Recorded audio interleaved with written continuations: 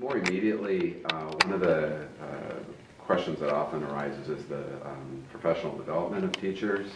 There's an excellent article in the New York Times today written by David Brooks, who I don't often endorse. He's got a link in there to a Guardian article that talks about how to take good teachers and make them great teachers and walk up and down the aisles and subtly just acknowledge every kid and all those different socioeconomic backgrounds and achievement gaps can easily be addressed, or at least start to be addressed, by teachers that get into those soft skills of teaching. But I've heard and understand that it's very difficult for principals in the DCPS system to quickly identify courses, have the teachers sign up, and actually get funded through DCPS. Oftentimes the PTAs step in, we'll just fund that, it's an administrative nightmare, yada, yada, yada. So as we tilt toward respecting our teachers and developing our teachers and focusing on retention of our teachers, some of the time ought to be spent on professional development and really making sure that system works adequately. I couldn't agree with you more, and making sure that the training that they have, the options they have for more training and more education, are effective and really are the things that we want for a system. And that's the challenge, I think. And DCPS, I don't think, is focused on it as much as they should, and that there needs to be more focus as we move forward. So I hear what you're saying. There also can be more control given to the principals with the finances, with the budget. As we move forward as a system, and we have our identity as a system, where we're now finally have a curriculum for DCPS, which we didn't have a common curriculum before. If we can get over that, mature a little bit past that, then I think you're in a better position at that point to start saying, okay, what can you do in your school? What are the needs specifically for your teaching base? And they may vary from community to community what the actual needs are there. So I appreciate that, and I look forward to hearing more. Can you send me that article with the Guardian link? I would like to read that. Check the New York Times today. It is, David okay. Brooks, but it's linked online. Awesome, thank you. I'll send it to you. Great, thanks. Yes, sir. I'll defer to you.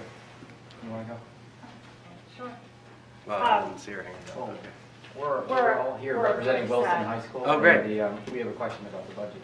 I'm Martha Sicoccio. I'm a Wilson and Deal parent. I have 2 students at Wilson, 1 at Deal. And I'm actually glad you brought up the issue of budget autonomy, because I wanted to make sure that you're aware that Wilson is facing a budget cut actually for next year. At the same time that we're looking at an increase in the enrollment. And so the way it seems to be breaking out, it's about a $900 per student drop in the per pupil allocation. And Mr. Bargeman, who's the interim principal there, who's working very hard to come up to speed, came into that position very unexpectedly. He said he's looking at the possibility of having to lose 13 teaching positions, and that's partly because he's actually got now less budget autonomy in terms of deciding how he's going to spend the money that he is given. So I would just urge you to take a really close look at Wilson's budget. I appreciate that we're trying to achieve some equity among high schools, but Wilson is now the lowest per pupil in terms of funding in the budget. And I just think, we don't achieve equity by taking resources away from a school that is, the highest achieving comprehensive high school in DC, and it's facing a big enrollment pressure. And that's actually sort of a related issue, is that Mr. Bargeman has also asked to have some way to add capacity for classrooms. He has a couple of spaces in the building that he thinks he could cut in half. DGS has told him no, there's no funding available for him to do that. Right. And we're really concerned about what this is going to do to the Wilson program.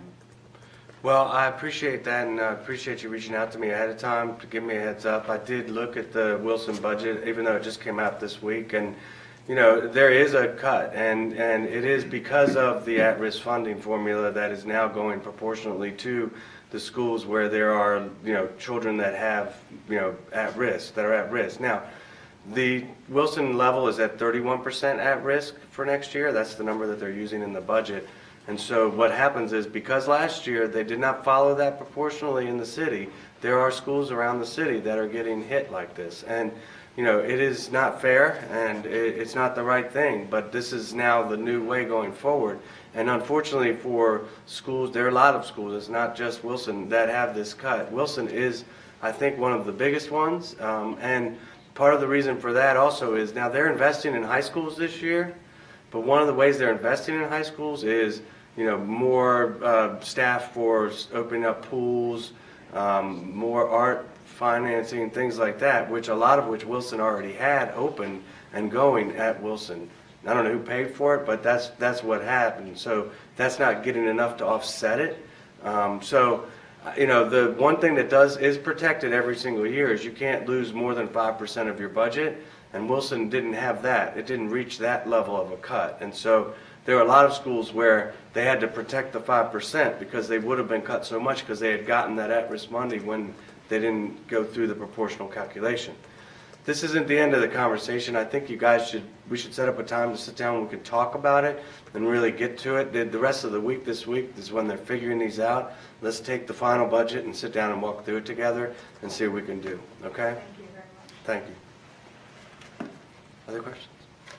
I was just wondering if the bill to ban suspensions at the preschool level, if that passes, if you might consider introducing a bill that would ban all frivolous suspensions. Because, the rate of suspensions in schools is just unbelievable. And I think that the special education programs can teach general education a lot when it comes to discipline. So approaching discipline not from a punitive perspective, but more positive, providing positive behavioral supports. And in my work, we visit schools that have introduced these programs, and they say that it has just, radically transformed the way the culture is and student achievement. I think you're right. And, obviously the reporting requirements I put in the bill actually will allow me to continue to revisit this every October to see where we stand and then to expand it if necessary. In fact, the number one recommendation I got in the hearing that we had was that we expanded all the way up, to at least third grade. And we weren't prepared to do that at this point, so we didn't do it. We thought it would be better to take a measured approach and start with the pre-K and then collect more data and go to the next level. And so we're going to stay on top of this, and if we can, combined effort of, banning these things is important, but we also have to put the schools in a better position to handle the situation like you're saying. And they can learn from lots of different programs, and we should make sure that we're infiltrating the system with those ideas. So I was at a school the other day where the principal told me that he is now partnering with Eastern Mennonite University, which has one of the best conflict resolution programs and restorative justice programs in the country. And they're actually going to try to get a grant from the Kellogg Foundation to bring that into this elementary school to try to deal with discipline from a different angle like you're talking about. So the more we can embrace those efforts, I think the better our system will be, and everyone then will have a better space to learn in and a better space to be engaged in. We'll have a better system and better scores. That's something we've never focused on as far as I know. Yes, sir. What do you consider an appropriate basis for withdrawing a 3-year-old from a school, banning a child? Well, sir, I asked that question at the hearing that we had on this last year and also this year, and the answer was never very satisfactory. There was things like the child was not properly potty trained and became a problem. They didn't know how to deal with that. The parents were regularly late to school with the child. Now, that's a serious issue, and something that we have to deal with, but who do we penalize for that? Do we penalize the 3-year-old? I don't think that's appropriate. And we are actually using the suspension and expulsion of the 3-year-old to penalize the parent. That, I think, is a bad way to go about doing things. So I don't think there was any good reason. Occasionally a child, even if a child like that age brings a gun to school or something, is it really the child we should be punishing, or is there somebody who's an adult in that situation that should be punished? Maybe one more question if there's one, and then anyone else? All right. Well, thank you all very much. Again, the only way that I can do my job is if you guys are engaged and involved in everything that I'm doing. So email me, call me. Mr. Bardeen here knows that if you email, I email back. So don't hesitate, and no one ever calls me, so call me. I really don't have any phone calls. It's so weird. Everything's done on email and on Twitter. If you want to get our attention, it's on Twitter. It's so weird. But thank you again for your hospitality, and I appreciate it. I look forward to coming back. Thank you. Thank you. for coming.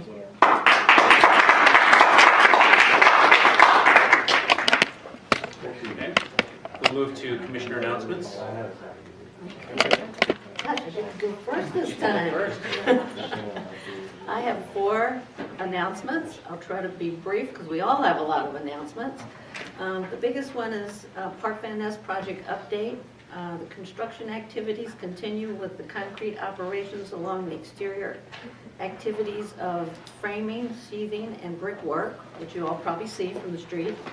Ongoing framing of units and interior MEP, mechanical, electrical, plumbing, rough-in work. Ongoing nighttime utility work by Pepco in the roadway of Connecticut Avenue. They have 5 or 6 vaults going in on the public space, and they have to do work in the street to support those vaults. That will continue for probably 2 or 3 months. And then there'll be further site demolition work with the Pepco street vaults and the public space where the sidewalk is right now. And that will continue for about 4 to 5 months. All of the public utilities will go right down the middle of the sidewalk.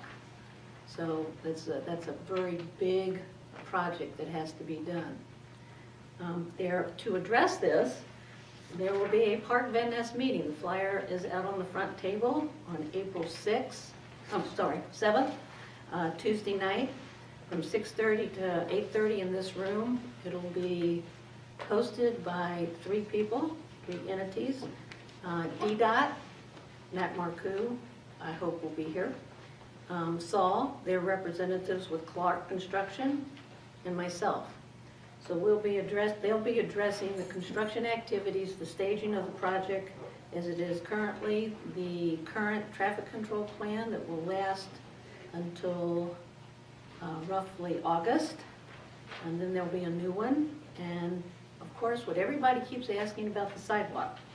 The completion of the project is now scheduled for March to April 2016. They're about 2 months behind because of the bad weather. So pick up a flyer on the 10, you'll hear all about it. The second thing is Campus Beautification Day with WAMU and AU. They had this last year. It was an okay turnout, not great, at the mini park. It's right across from Calvert Woodley. We need volunteers to pick up trash that's down the slope. Well, maybe we'll get some of that done with Soapstone Valley trash. Right before this one. They'll be doing plantings, mulching, picking up trash, and painting terrible benches. Everybody's invited. The next is, I'm going to report on Forest Hills Park and Playground. There's been a lot of comments about wanting better maintenance in the playground. So I have reached out to basically 3 entities. The Capital City Little League starts its session next Saturday, March the 28th. I am working with the new president of the league, DPR, DGS, on coming up with improvements for the baseball field area, the dugout area, the entry, the shed, the over-vegetation on the south side. That's an ongoing issue with everybody. The Friends of Forest Hills Playground is having their annual spring cleanup on Saturday, April 25th from 9 to 10:30. Everybody's invited. They'll have donuts and coffee and hot chocolate for everyone. I don't know, you need hot chocolate in April, but anyhow. They will send out flyers to everybody on their listserv and their website, and we'll post it on the bulletin board. And then we're trying to start a Brandywine Street cleanup and improvement. I've gotten quite a few requests from the citizens, constituents in the Brandywine that the street is not being taken care of. I've been continuing to work with and pressing DPW and DDOT representatives to remove the leaves, fill in the potholes, which are really bad, but they're bad everywhere, remove the hazardous roadway debris because of the eroding hillsides, put in ADA compliant ramps and crosswalk markings, and hopefully put in new stormwater catch basins.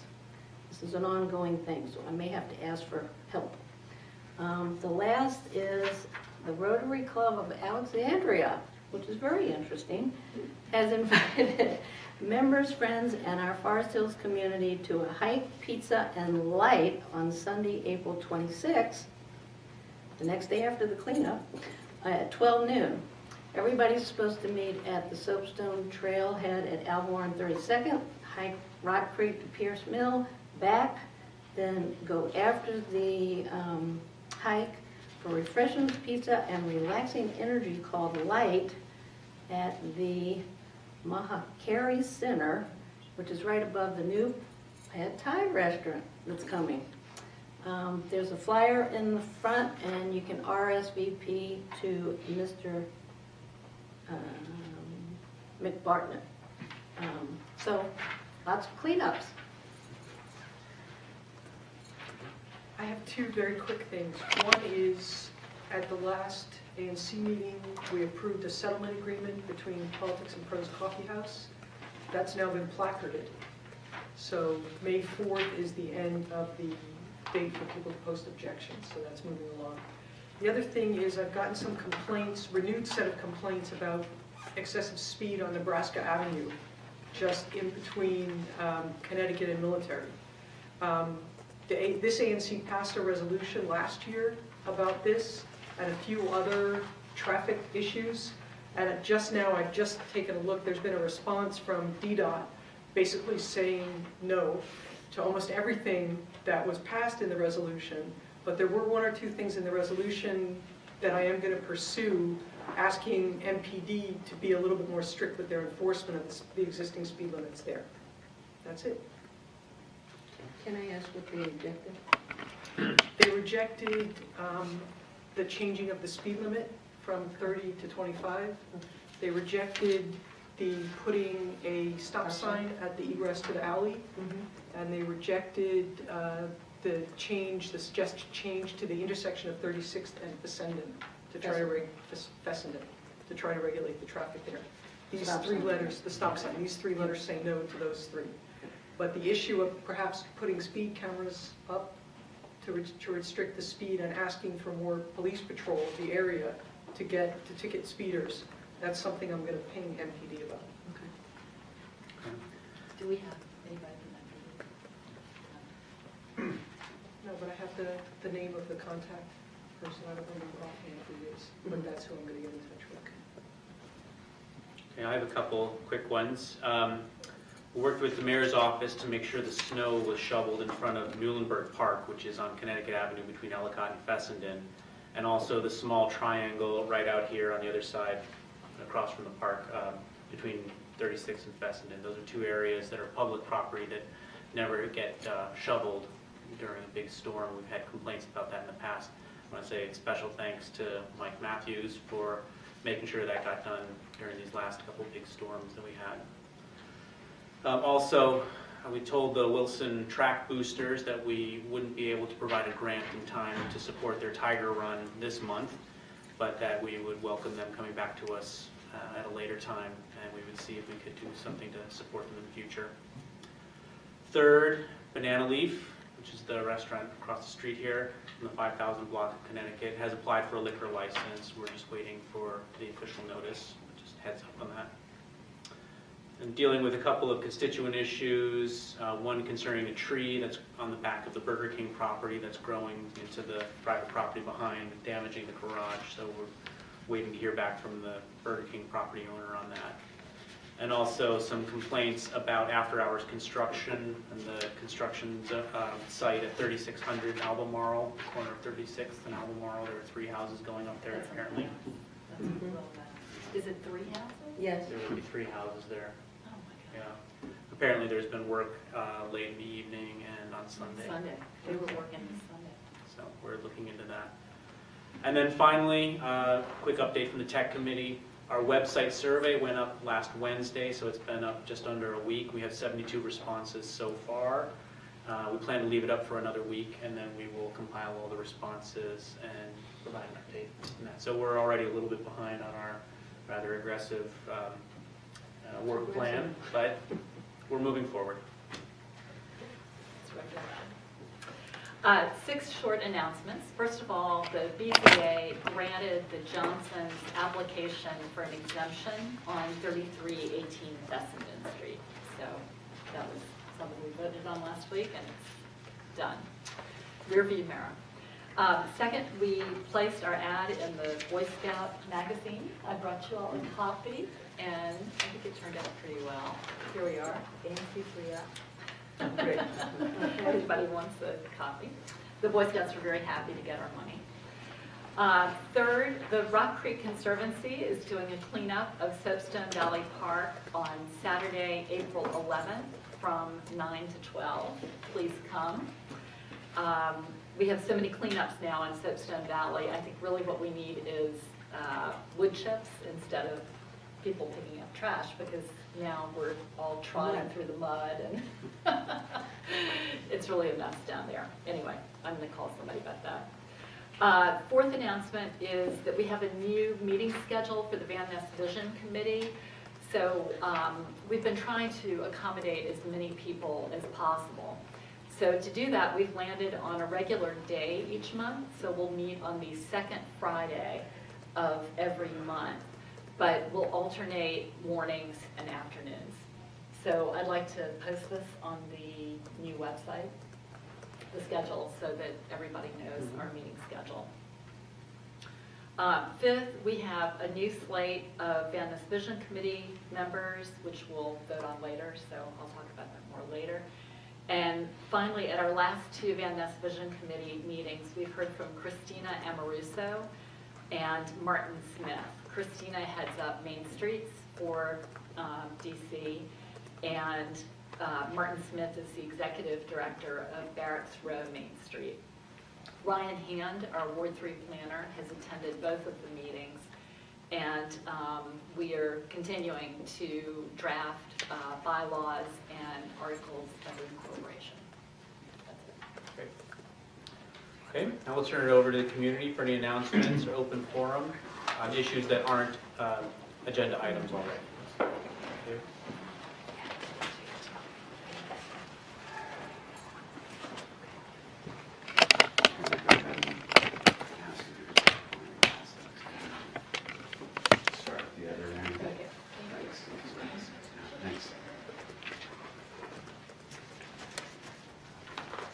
Hi, my name is David Dickinson. I am a parent at Hearst Elementary, past PTA president there, past LSAT co-chair, and current local school advisory team member.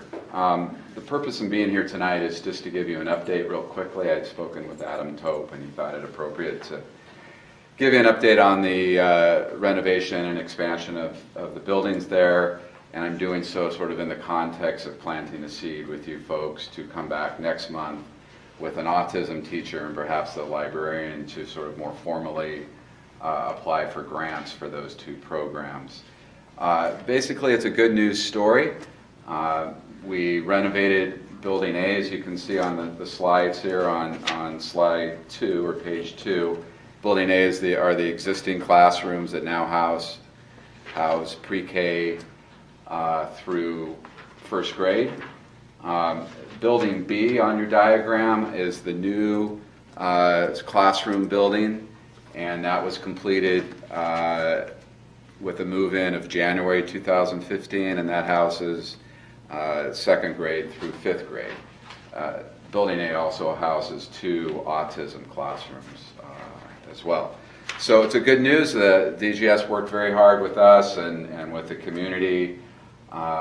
We are now awaiting the final phase of construction, which is kind of known as Building C and D, which includes a new library. Currently, we have double-decker trailers in the back of the site that houses a library, a cafeteria, a music room, a PE room. So all that will be taken from the double-decker trailer and transferred into Buildings C and D, C/D. So again, that new building will house a brand new middle school sized gymnasium, a kitchen. The gymnasium will also be used as a cafeteria. Off of the gymnasium will be a really nice stage. Adjacent to the stage will be a music room. Then upstairs will be a beautiful new library media center, science art room, and a couple other classrooms, purposes to be determined. Hopefully that'll be completed by August. There's a chance it may run a couple extra months. You may recall that I came here last year and requested a grant for our music program. Went great. We hosted Yes, Virginia, There is a Santa Claus, which was a famous story from the late 1800s. We're having another spring performance. I was remiss in not inviting you guys to the holiday performance, but this spring we'll certainly invite all of you, including Adam. We have a wonderful new music teacher. We have a great Spanish, art, and PE as well.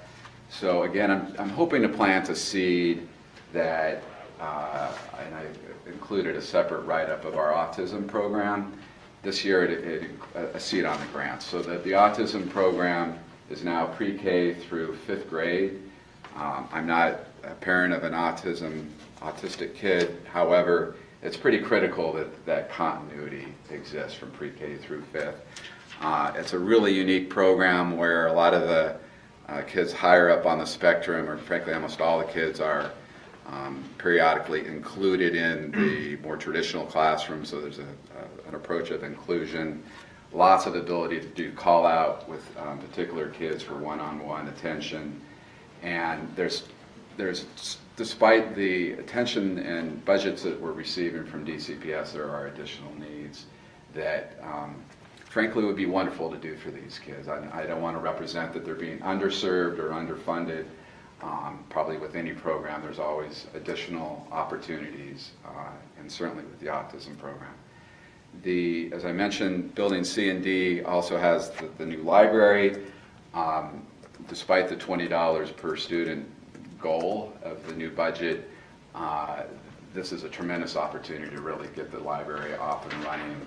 I've spoken frequently with our librarian who, again, I'm not a librarian or educator, but that there be these series of books that, you know, you start with book 1 of Harry Potter and you go through book whatever it is now, 5 or 6, that these students really gravitate toward that, and to build a full library. How many are there?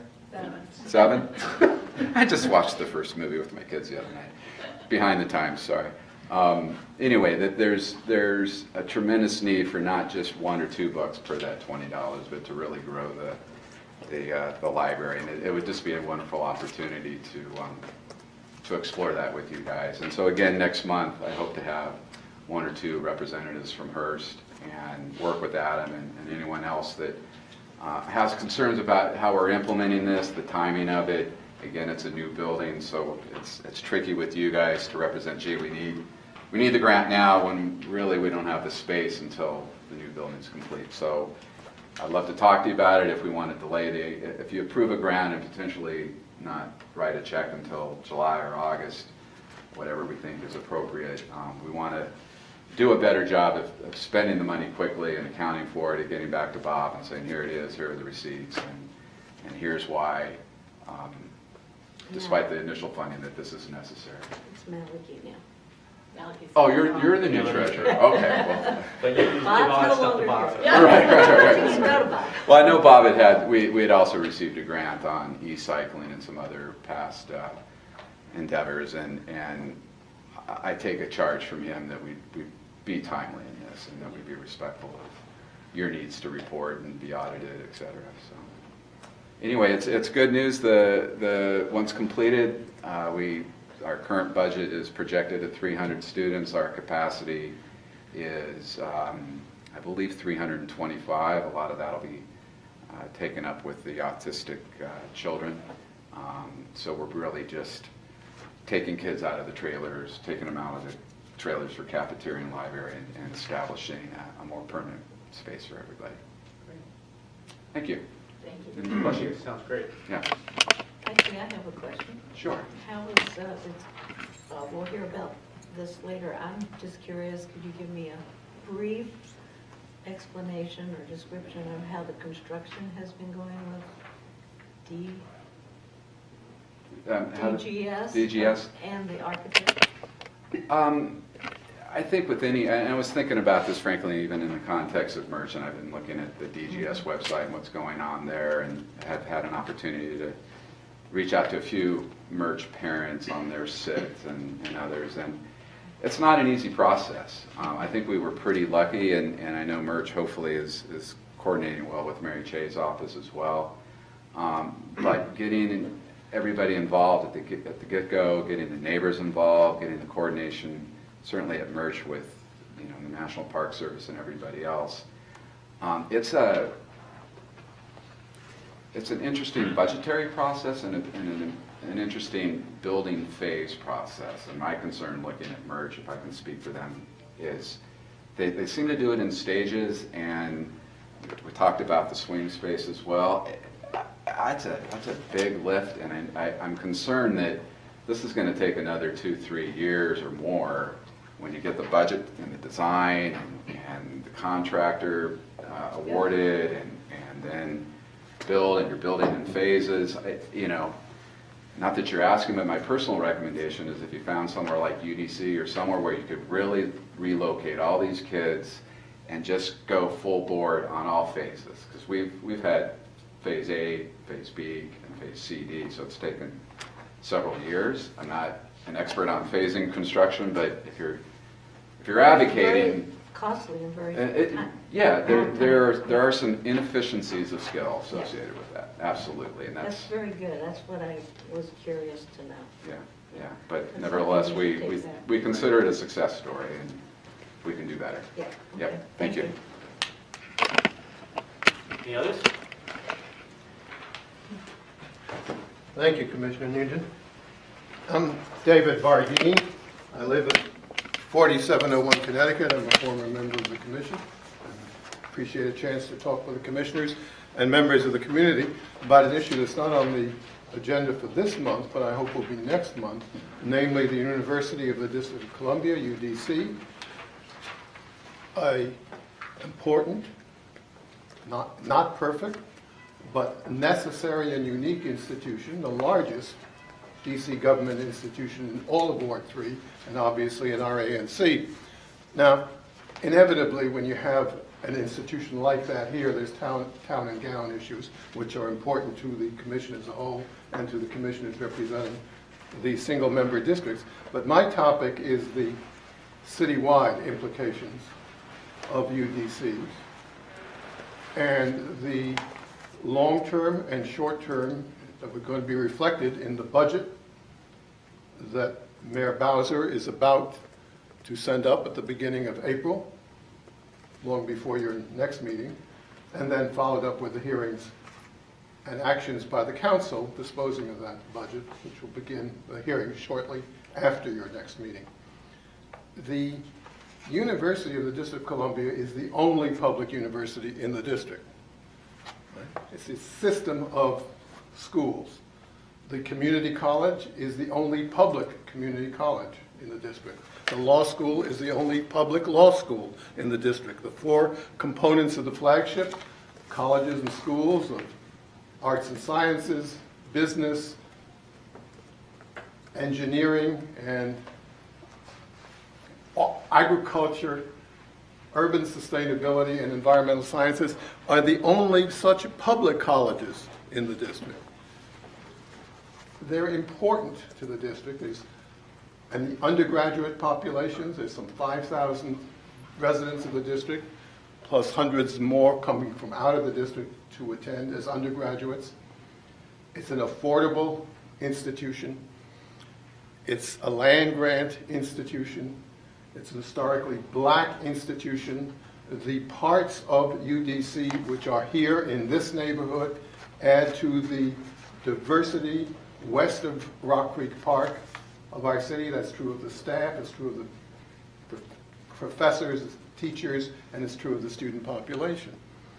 Historically, it's been chronically underfunded. And that's a continuing issue, which can't be resolved all at once in one fiscal year or even two. But if you compare what we do here in DC with all 50 states, it's not a happy comparison. We are appropriating far less than the 50 states for post-secondary education, for the operating costs of post-secondary education. And you can compare the portion of our total tax revenues.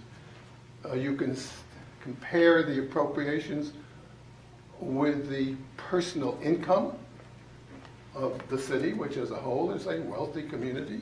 You can do it on a per capita basis in any way you do it.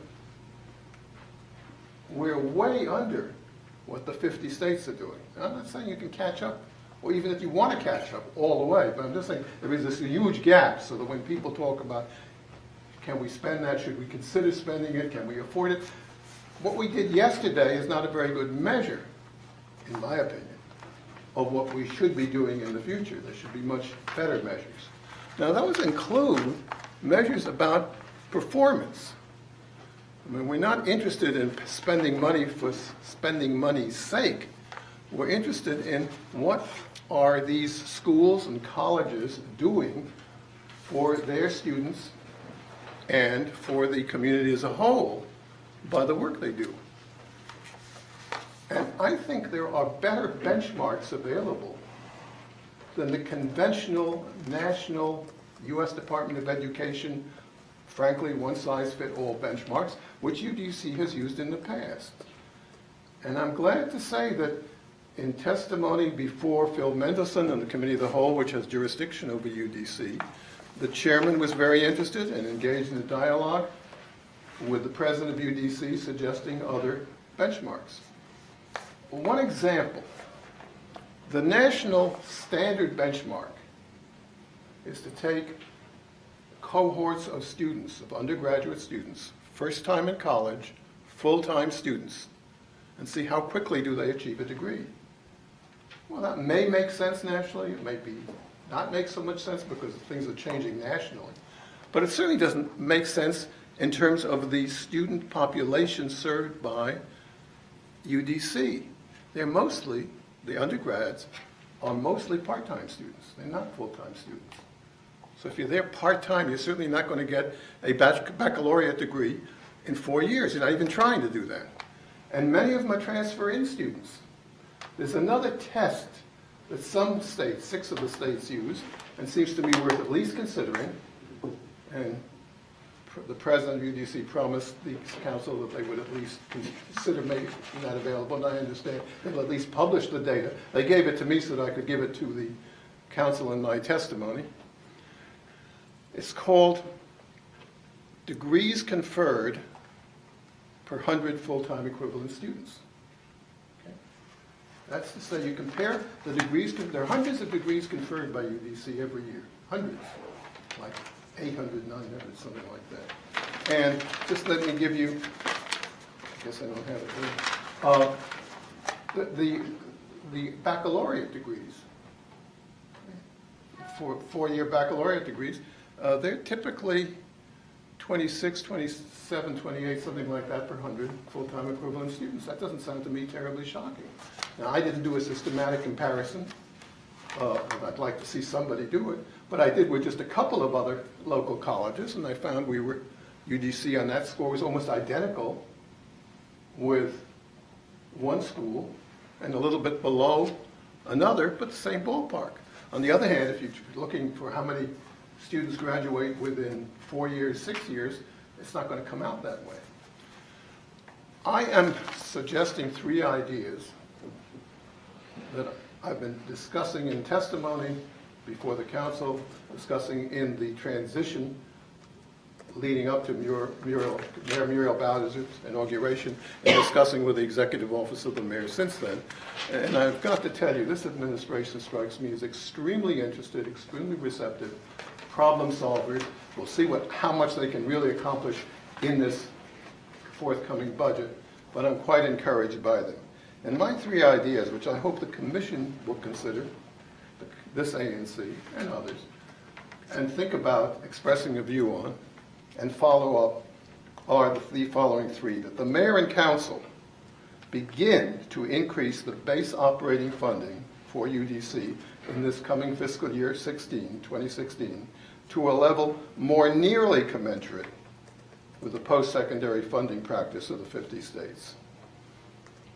And second, that UDC identify performance benchmarks, benchmarks which are appropriate to its mission and appropriate to its characteristics, both of educating academically, educating vocationally, doing public service work, which is not education, but things like making our research, which is valuable, the Master Gardener program, which is not for vocational purposes, but to make ourselves better contributors to our own gardens and our community's gardens, to identify benchmarks by which elected officials and the public at large may judge the progress that UDC is making, and include a transparent disclosure method as to performance.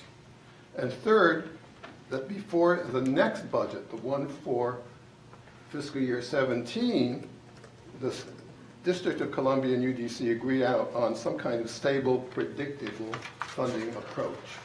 My model for that is what Mayor Anthony Williams did by instituting a per pupil formula. Now, that's not a perfect solution either, but before that, every year was a battle of what would we do before home rule and after home rule. How much for the public schools, and later on, how much for the public schools and charter schools. At least there's a context which is now predictable, in which we can talk about the kind of changes that Councilmember Grosso, Chairman of the Committee of Education Grosso, was talking about just a little earlier. And I'm hoping that we'll lead toward that, not this year, but next year, by a team effort by the Mayor's Office, UDC, the Council, and the public. So I published an article in Forest Hills Connection this morning, which is available to all of you online, with my thoughts and the contacts at the council if you're interested in testifying before Phil Mendelson on April 20th on the UDC budget, or you can send in written testimony to the same thing. And I'm available for questions now and available for questions later, and keep in touch with the commission and our community on what to me is a very important opportunity. Thank you. Thank you, Member. Any questions? David, these are such thoughtful suggestions. We really appreciate your investment in what is really a unique institution in the district. Have you presented those three concepts to the UDC board? I have presented them individually to the UDC board. I have shared with the UDC board systematically every article I write, so I sent it to them this morning, every piece of testimony I submit. I have attended meetings, not all of the meetings, but some of the meetings, and tried to keep in touch. And occasionally they allow you sometimes 3 minutes to speak before the board or a committee of the board, and sometimes I do it. But I think that, Commissioner Ray, that's a very important and excellent point, because the governance ultimately is the board, not the mayor, but the board. And so it is my duty, if I'm going to do this job right, to make sure that I do that. I will try to keep doing that. And so the board, I mean, is it your sense that the board would agree with your three recommendations?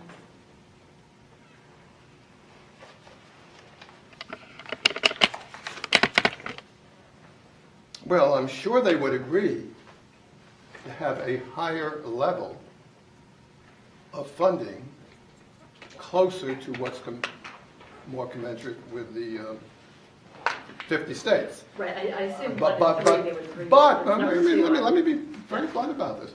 Last year, President Lyons asked for, they call them enhancements. He asked for a bunch of enhancements, which came to $10 to $15 million, which is maybe 15, 20% enhancements on the operating budget. And this year, apparently, he wasn't going to do that because he had been laughed at by the outgoing Gray administration. But of course, as you know, Mayor Gray lost the primary election to Muriel Bowser, and as far as I'm concerned, Mayor Bowser may not be able to provide those things either, but unless you ask, as our council member, Mary Shea, said at the public hearing, if you don't ask, there isn't any chance you're going to get it. Now I understand that he is asking for about $11 million worth of things. So that's one. As to benchmarks, I frankly don't know. I mean, one of the things that bothered me very much at the hearing was Phil Mendelson referred to my testimony. He asked the president questions. It turned out that he and the president had discussed the very issue a year earlier, and the president had raised it. But he couldn't get the president to commit himself to provide these alternative benchmark data, even though some of them had been provided by the staff to me, and I gave them to the committee, without the permission of his board. I frankly don't understand that. It bothers me why the president, who is a non-voting member of the board, but the CEO, who has a duty of informing his board, but I think also a duty of informing the public, it's not just the council, the elected officials, but all of us, why he would hesitate to provide this information? Well, he's afraid that, he was pretty candid, he was afraid that you would go from benchmarks to formulas to adjustment of the budget from year to year based on a formula, and he wasn't so sure he was ready. And that's a fair point, because these are complicated issues, and we want the formulas to judge not only the number of students, but also the other things that UDC does that we care about in terms of community service, having a great music program for us to come and enjoy, whether we're students or not, and things like that. But I don't know why he was so hesitant.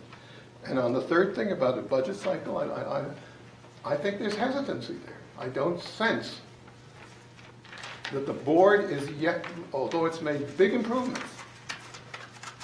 trying to make itself more efficient and more responsive, I don't yet sense that this board, as it operates, as it meets, gives these issues what I think is a kind of urgency and ruthlessness, to quote a former university president, former Texas A&M, who became Secretary of Defense. And Roe comes back over and over in his book. If the issue is really important, you have to treat it urgently. And this issue of coming up with a deal, well, maybe they're so shocked. They have been treated badly. There are people who have wanted to destroy the university. There wanted people who wanted to have only a community college and none of the other parts of the university. And the board, I think, is pretty much committed to all of the things. But I'm not convinced yet that the board is. They have responsibilities, I must say, that David Bardeen doesn't have, and I'm glad I don't have. But I'm not convinced that they're totally on board. On the other hand, they're very polite. They are receptive. They give me a chance to let them know what I think, and maybe they'll either buy into it or not. There is one vacancy on the board at the moment. One of their board members resigned in December, so Mayor Bowser has a chance to appoint an effective trustee. If you know somebody good, you want to be getting the word in for that. I nominate you. No, absolutely not. Thank you for championing UDC. General Sherman said no. Thank you, Mr. Thank Bardeen. you. My pleasure. Okay, anyone else?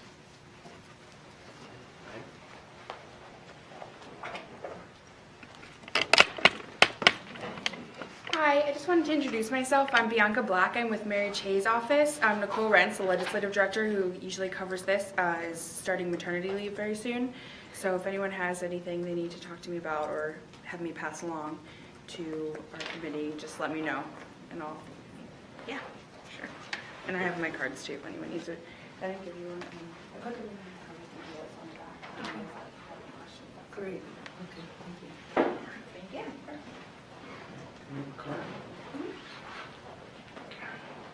And you can still contact Nicole if you have any questions too.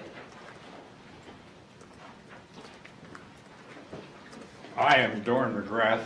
I happen to live at 2710 Brandywine, almost the foot of the hill.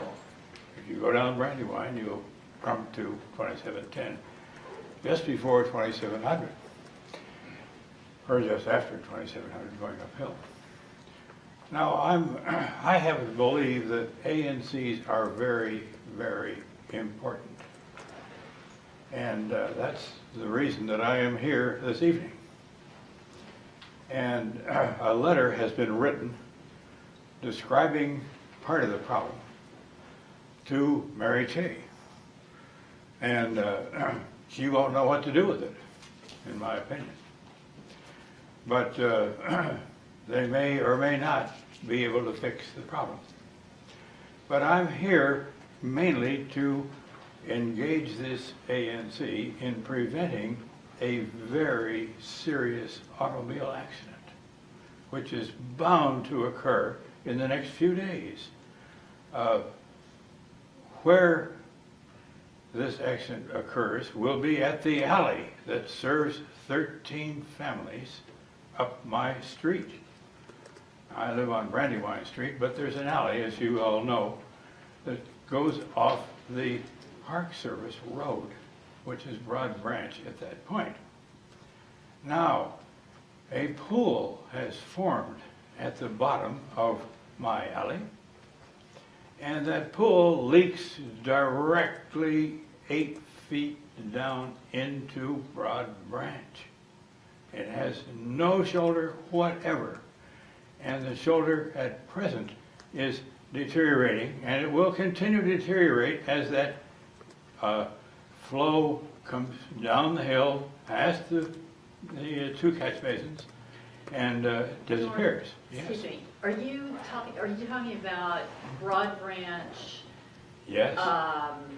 North of Brandywine or south of Brandywine? South of Brandywine.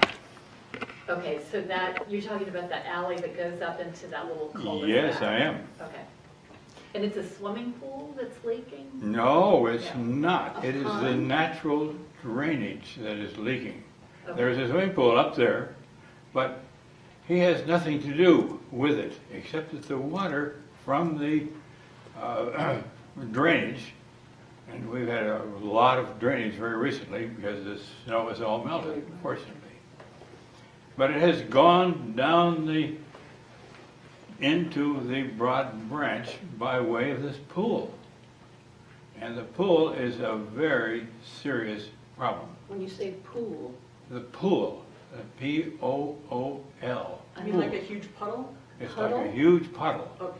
a huge Puddle. puddle. Because there's also one on Broad Branch north, just north of Brandywine. Yes, there is That's one. what I thought you were talking about. No, I'm talking about the one north of the Broad Branch where it intersects the main Park Service Road there.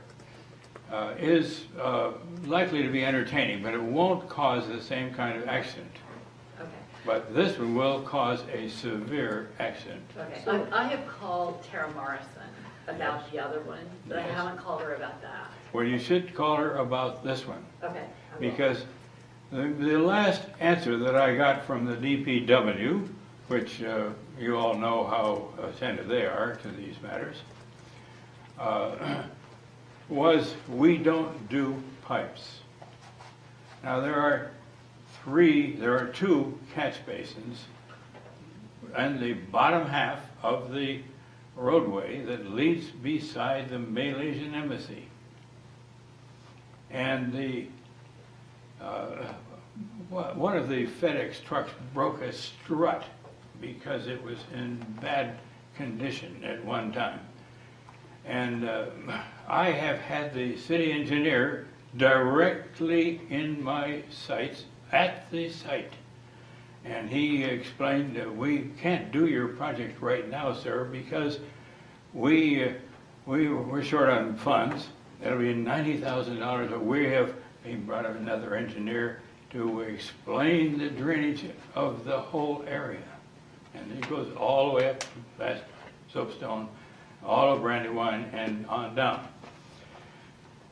And he said, we won't be able to do it until December. this is Paul Huffman, No, another person. Robert Horton. That's Robert Horton, sounds Yep, right. Robert Horton. And he said, we won't get to that project until December. Well, I was very pleased when they came out in May, 3 years ago, to do the work. And I thought, they're finally going to address this problem. And they replaced the covering over one of the catch basins, one of the 2, that, with concrete, and, but they failed to do the pipes that connect the two catch basins and would relieve the problems of the puddle, as you describe it, that crosses at the alley and drops 8 feet directly from the pavement into Broad Branch. Well, the man who was speaking Spanish, which I understand thoroughly, came by and he said, "No, we haven't got time to do pipes." And so I have personally taken the tops off the catch basins, 2 of them, and examined the pipes. Now, they were badly put in initially and badly put in until they are crushed and they are full. And that's why the water runs right down the middle of the road, and why you are asking regularly, is it a semi-pool that's overflowing or is it a drainage? No, it's natural drainage. But DPW doesn't do pipes. They put in the catch basins, but they didn't do the pipes that connected the catch basins, They don't. nor that leads underneath the road, and would have prevented the condition I described to you as breeding grounds for the worst accident imaginable. But it will happen. It will happen, no question about it. Now, there is the problem of whether Mary Che is aware of this, or whether or not the Park Service is aware of it. And Is DC Water aware of it? no, DC Water probably isn't aware of it at all. It's a pipe, it's DC Water. Well, possibly. But it's a drainage Not pipe. possibly. It's a It drainage is. pipe. That's, And it needs to be, there are 3 miserable 3-inch pipes connecting the two catch basins, and nothing beneath the roadway. okay. Does- Lauren, how about, can you give me the best way to reach you? Yes, Phone or of email? course. And then how about I come down and you show me I will be glad to everything, show you. And then I will take this to the Park Service, DDOT, and DC Water. That's the right thing to do. That's the, unless the ANC registers this as a hazard about to happen, it will happen, I'm sure it will happen, that you will, those of us who live nearby know enough carefully to drive carefully in that area. And we are accustomed to this hazard. But Broad Branch, as you know, is a speedway for people from Maryland. And while it is embarrassing, certainly, to hit the pool north of where Broad Branch intersects the main drag on the Park Service, it is embarrassing, but it is not likely to produce the same result. Not likely. George, what's the best way to reach you? Email or phone? Why, by email is fine. Okay. dornmcg@gwu.edu. Say it again, Sorry. please. We can't. Dorn McG, Can you spell it, please? D-O-R, that's a real problem, DORNMCG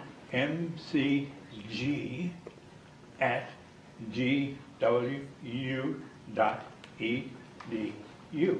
Great, got it. Thank you so Okay. much. All right, I'll give you a call tomorrow morning. or I will be email. happy to meet with you and show you the problem. Sounds good. Fine. Thank you. Thank you. I agree very thoroughly with my friend David Bardine also on his statements to you, and I think all I can say to him is good luck. Matt, did you want to? Yeah, I'll come up very briefly.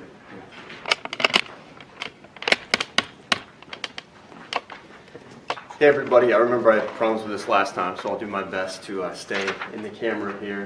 Hey commissioners, everybody else. I'm Mike Matthews, and I am the Ward 3 liaison for the mayor's office.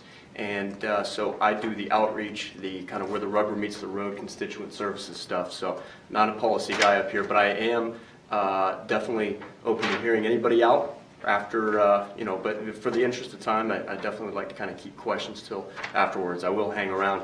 Just quickly here, we have one more cleanup to talk about. This one's a little different though. This is a UDC based cleanup, and it's going to be this Saturday, the 21st. You're going to see it all over the listservs. I know the commissioners are going to help me try to push it out. The reason being, quite a few folks come from all over the city to go to UDC, which is great, and they throw all kinds of things on the ground. And I just noticed there's quite a bit of traffic, quite a bit of litter. So 11 o'clock, I'll have some coffee for you, maybe some light snacks as well, and we're going to go up and down a couple blocks on the north and south side of the UDC campus. We'll also hit the campus a little bit. We'll all get to kind of talk and be out there hopefully in sunshine and not snow, because just like Commissioner Nugent and everybody else, I'm sick of the snow. No more of that. Very quick. We got it Friday. Yeah, that's what I'm seeing. I'm hoping that that's not accurate.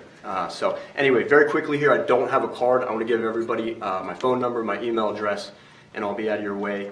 It is Michael, Michael, .Matthews at dc.gov, and I can be reached at 341-7706. And once again, I will be around afterwards if you have to raise some questions here. So thank you.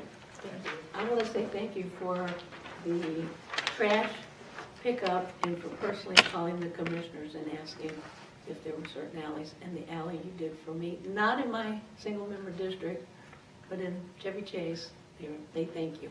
Well, of course, thank you. You have some of the more responsive commissioners. Don't tell the other ANCs that, but they're definitely all over it. They're very responsive, and that's why most of the trash got picked up very quickly, and I feel like we took care of some trouble spots. So that's just as much, probably more them than anything else. So thank you. Thank you. Anything else?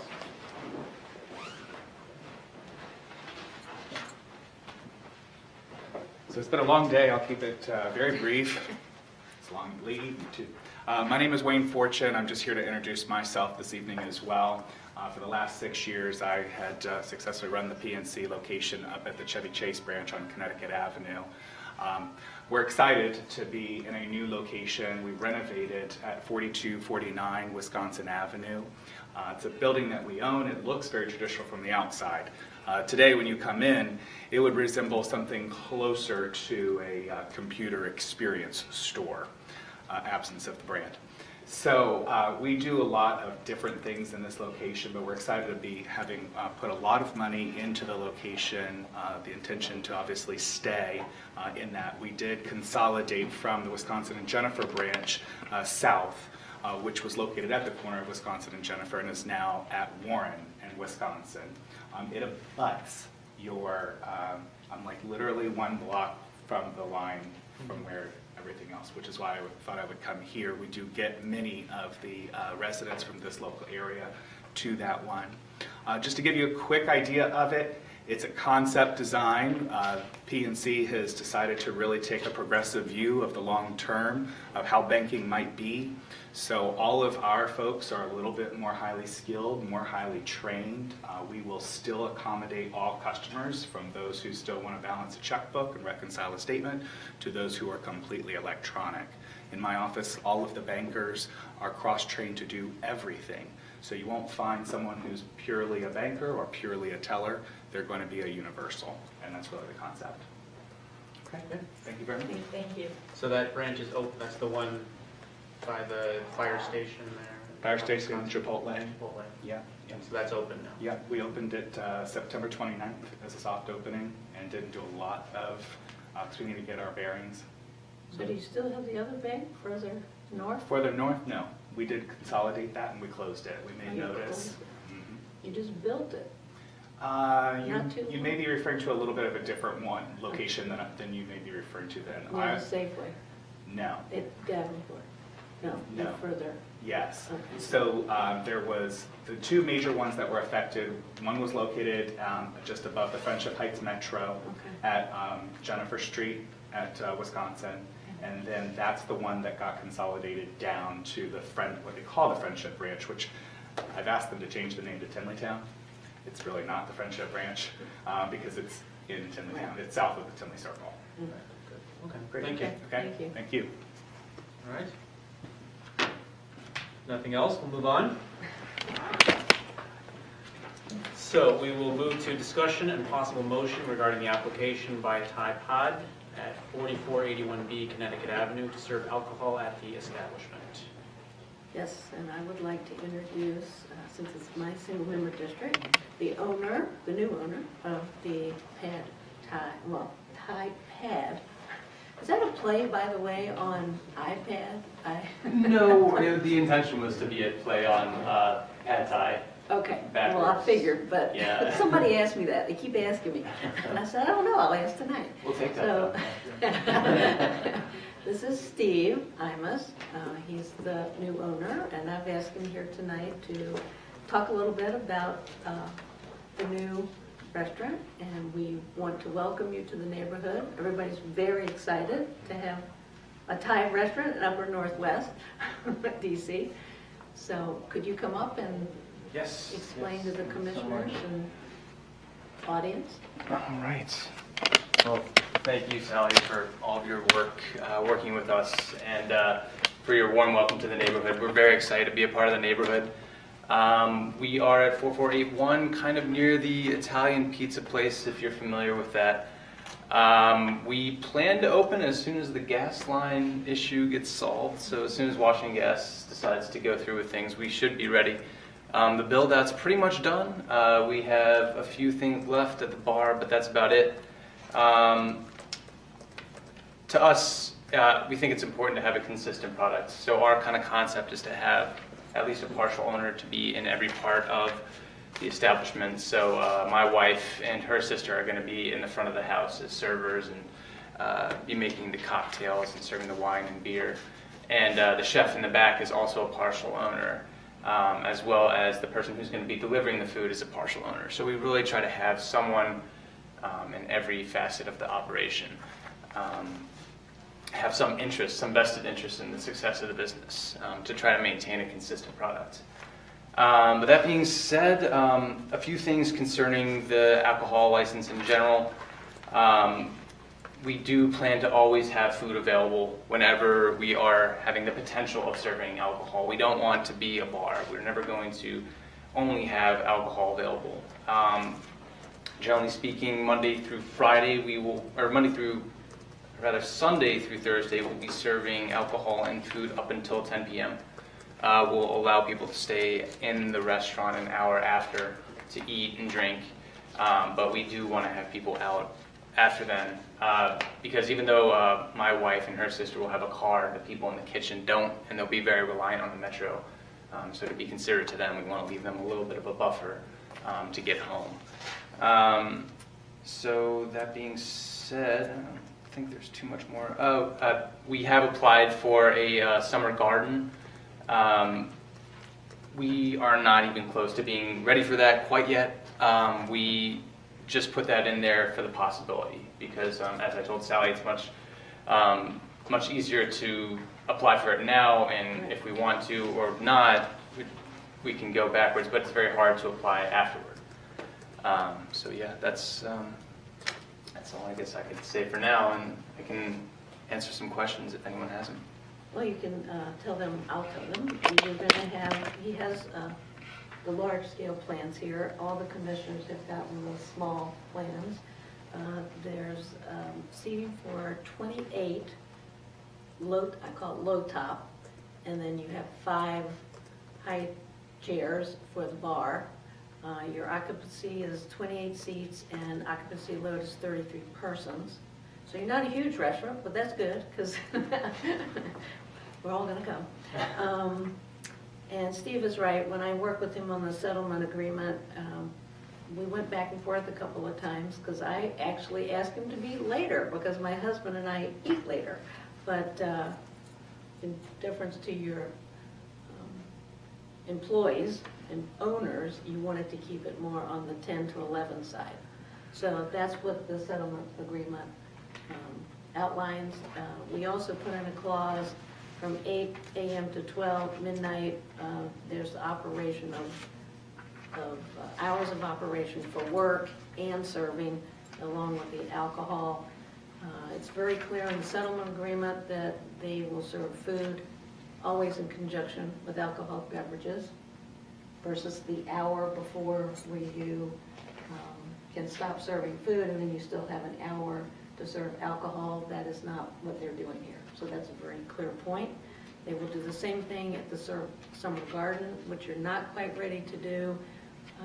You know you have to go through public space and have to come back to us with the public space drawings, etc. I do have a question on that. You don't have a lot of area right in front of the restaurant, obviously. Right. Have you talked, because you've got the entry into the barbershop kind of in your space, you all have a dual entry there, and then you have the nail salon to your north. Are you thinking of asking the nail salon if you could possibly encroach a little bit on their front? And have you discussed that with the architect or public space yet? I just don't know, because you don't have enough. I know Quiznos had one table out in front. So. Yeah, I mean, it's not looking good for a summer garden. If we were to have it right in front of our place, again, no one would be able to get into the barber shop, so that's not a possibility. I think the best bet would probably be through the nail salon, trying to borrow some of their space, talking with them about that. But yeah, you're right, we'll have to go through the public space people and through an architect and see what we can do. Yeah, so if it is a possibility.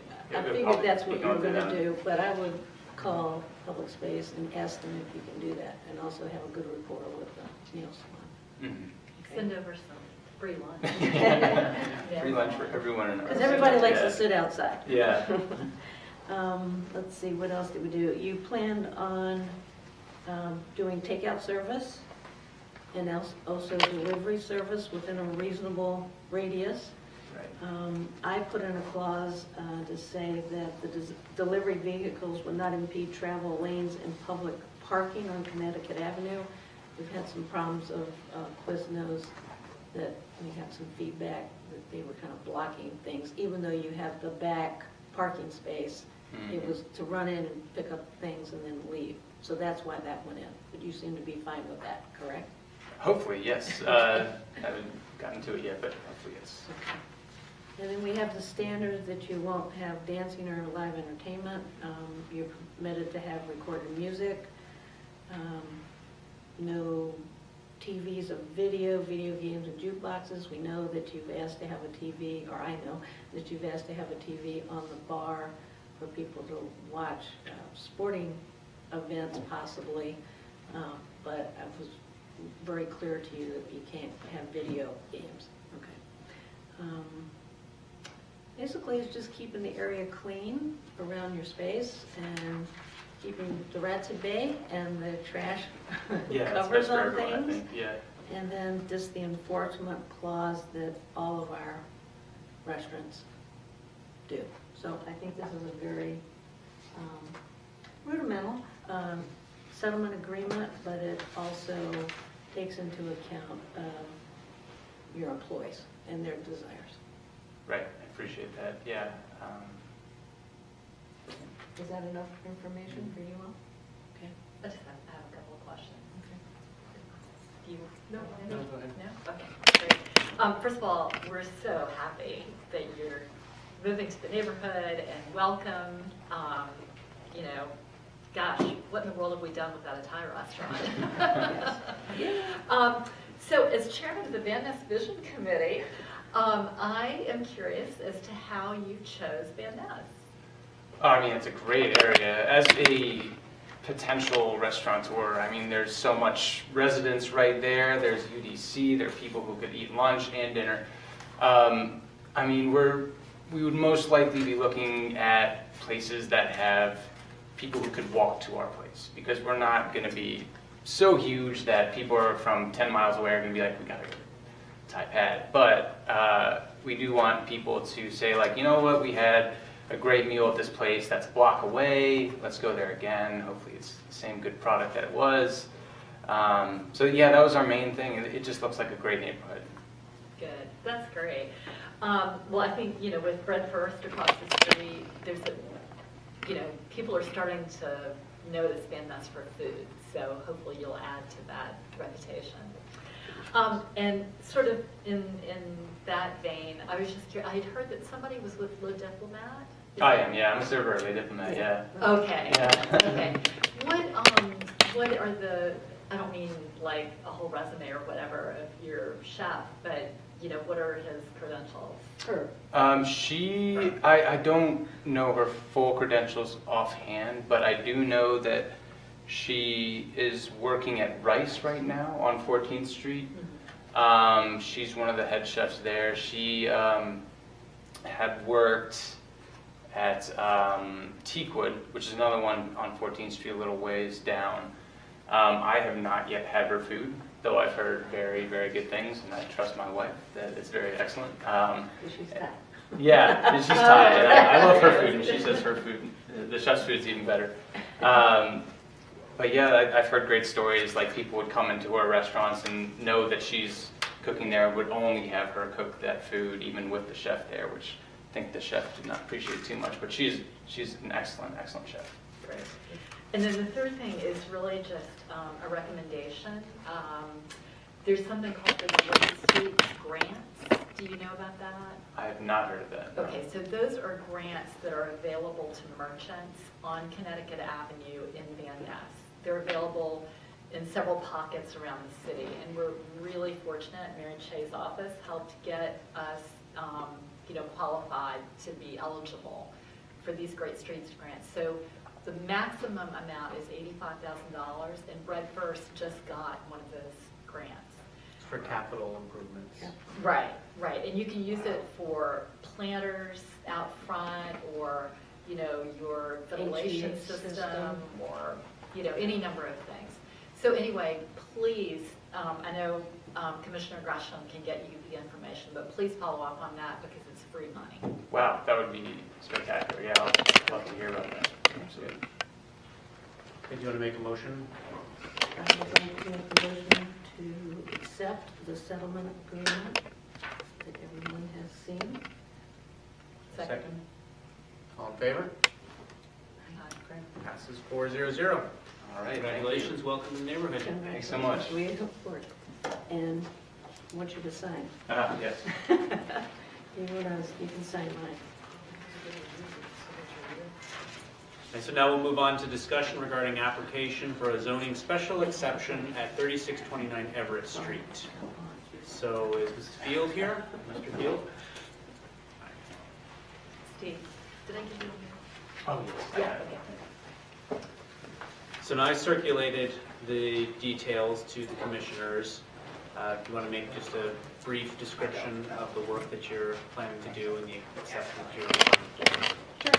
Can you introduce yourself, sorry? I can. I'm Elizabeth Field. My husband David and I live at 3629 Everett Street, right down the way. We moved here about 3 years ago with our two very young children. And we have no space for them to bathe them in the bathtub, and so we are seeking an opportunity to create a larger space so we can bathe them. And the only place that we can do so is by expanding onto our front porch. So we're seeking approval to be able to do so. We have the words. Do you want the words on the easels? That's fine. Good evening.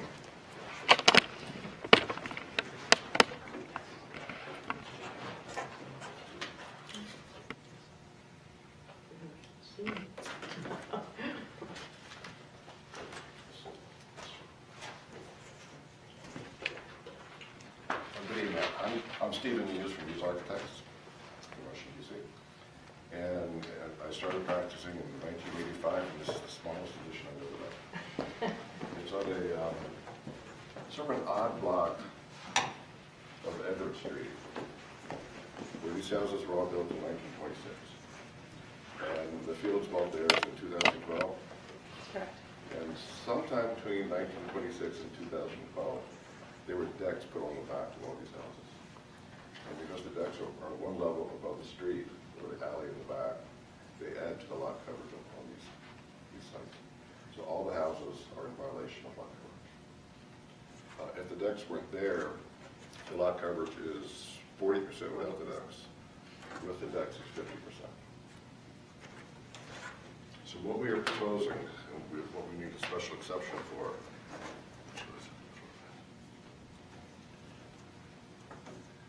as Liz was saying, they have 2 very small bathrooms in the house. And these bathrooms are landlocked. There's really not a way to expand those bathrooms within the house. So what we're proposing to do is expand the bathrooms over the porch, which is the entry to the house. This does not add to the lot coverage, but because the existing house is in violation, we need a special exception for this.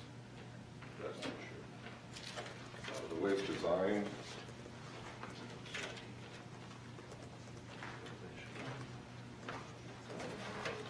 so the house from the street right now looks like this. That's the area with the covered porch. I'm sorry, can you see that? And the view from the street with the addition will look like this. Just a little glossy addition on top. It gives them a 5-foot tub for the 2 boys, which they don't have now. It gives them a shower. They don't have a tub in their bathroom. But once again, we're not adding to the lot coverage. The issue is because the existing house is in violation. We have to do a special exception. So that's why we're here. And hopefully it's. And on that side of the house, you're already within the required setback from the Yes. property line. Yes. So you're not getting any closer than.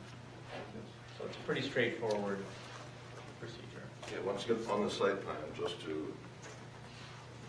that's the addition. And that's already counted in the lot coverage. We're not adding to it. I missed the number. What's the percent of the lot coverage now with the deck there? With the deck fit. 50. Okay. So they all put the decks on illegally? We don't know. Or the requirements. We know the Fields didn't do it. Right, right. We have no records of when this happened, why it happened, That's interesting. but it's that technicality of, because of that at all. Just need a bigger bathtub. We need all that. A bed. Well, actually, I know the architect that did that originally for the people he bought it from, Debbie, Okay. that lived down, well, she owns a house down the street. But they didn't have little kids, so. It's a little bit of a challenge. It's a little bit to be creative. Right. That's the side view. That's the addition. Okay. Is there any And questions? also, That's a front you've reached out to your side. neighbors, you have full support by the neighbors. That's correct. We have received the letters from our neighbors indicating that they do not oppose the addition. We've showed them the plans and received their signatures. The letters from the neighbors immediately adjacent on both sides and all of them across the street. So everybody who could possibly be affected by this. Nice. Okay. Thank you. That is a small addition. This is small. We've worked with the Fields family for a long time. Okay. We've worked with their parents. Oh, that's, You know, like I said, I started doing this in 1985, so I'm now doing work for the kids of the parents who That's did good. that 4 years ago. But happy to say. Okay. Any other questions? Concerns? Is there a motion?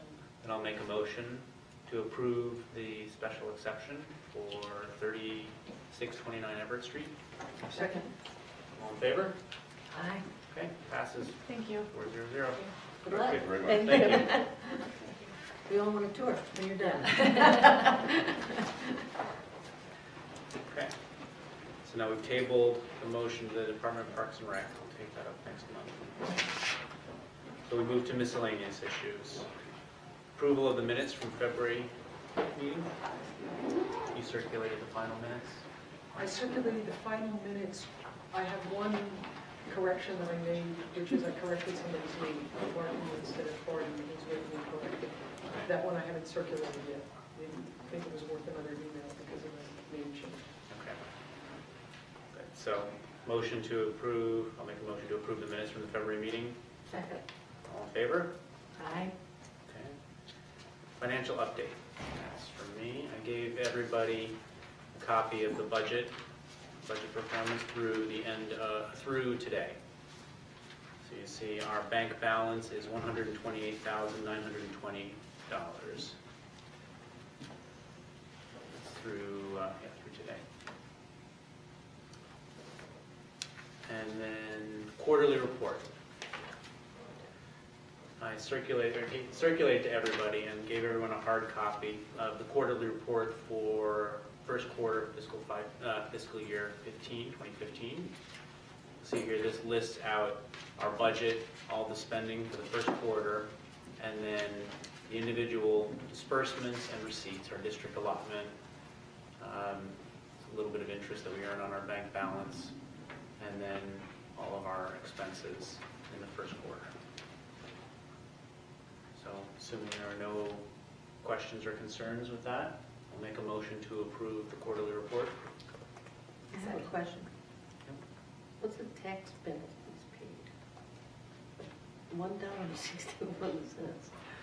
That is actually an error that the bank made, but we had to calculate it somewhere.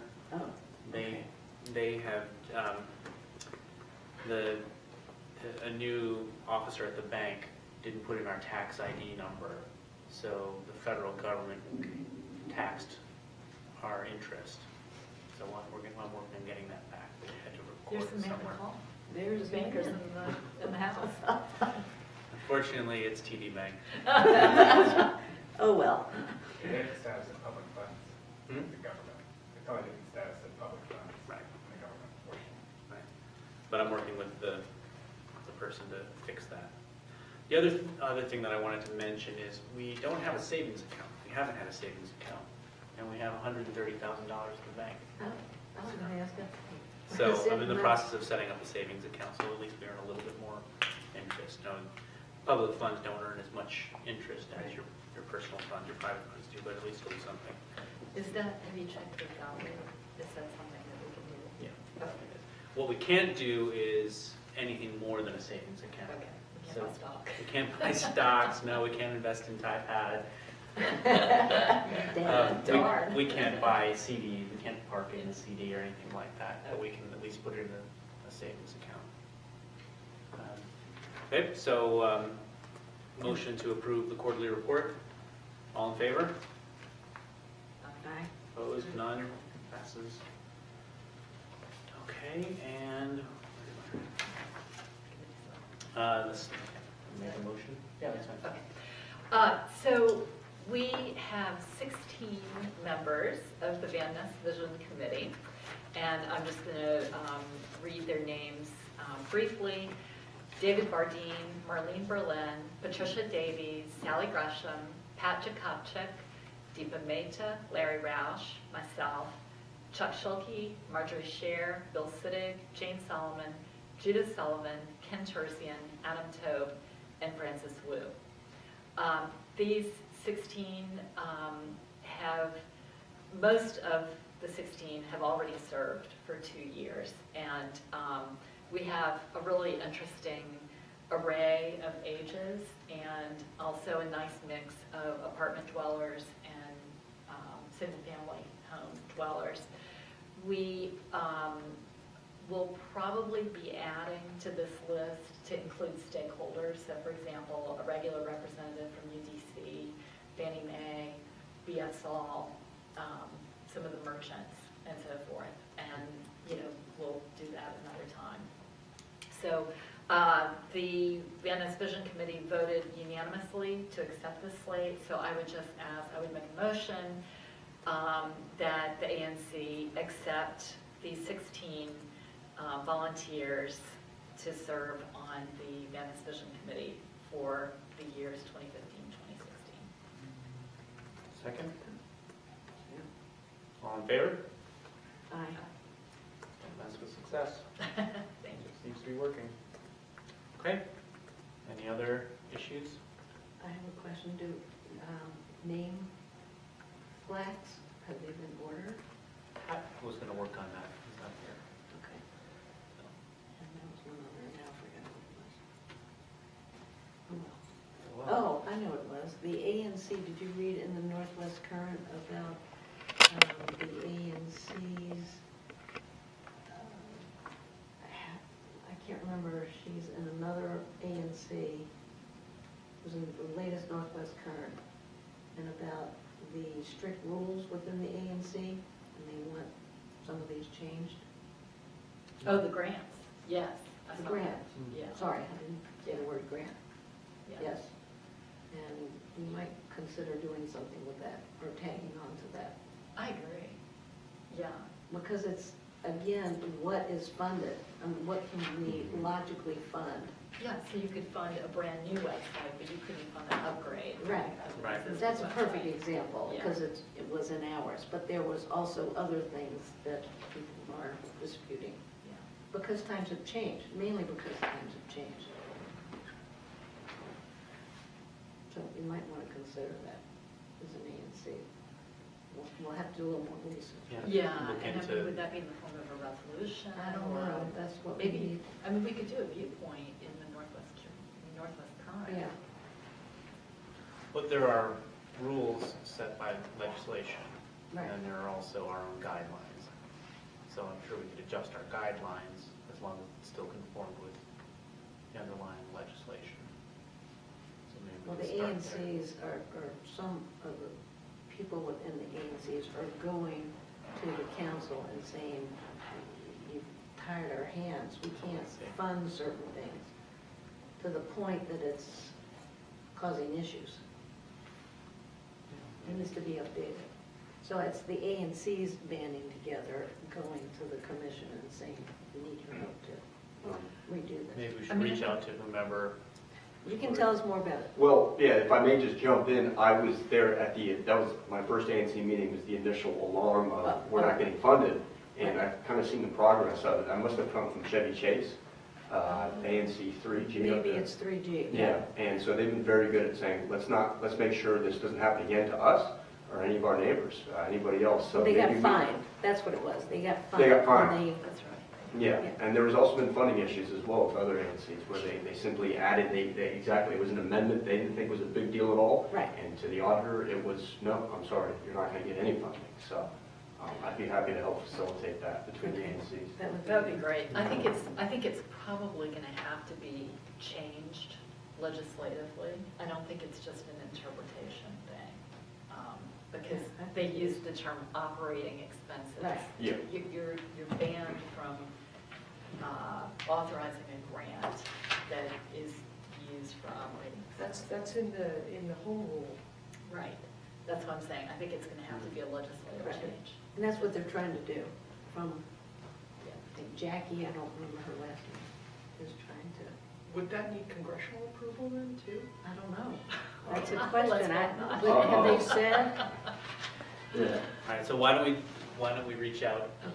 Would you do that? Would you reach out to the person in the article, and at least Yes, make the I'll- initial contact? I'll find out We what can have a conversation. maybe with your help. find Sounds out good. what's- Do you guys know Allen Beach? Yes, He was there forever, obviously. He's no longer in the area per se, but he still comes and participates with the ANC 3-4G. I probably went Well, to he was almost a every commissioner, meeting yeah. in the 6 years that I worked at the Chevy Chase branch. And he knew a lot about that grant process. And I've been their grant process twice a year in the fall and in the spring. And it was very interesting. They always had some clarity around what they could and couldn't use and restriction of those funds. It was almost like nonprofits and restricted fund, accounts.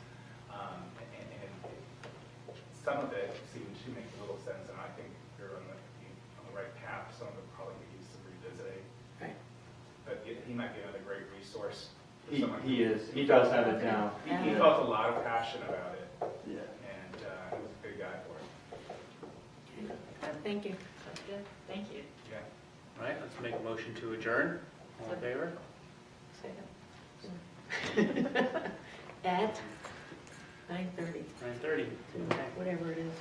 And the prize for the last two standing. You get the last, Yeah. give us your card.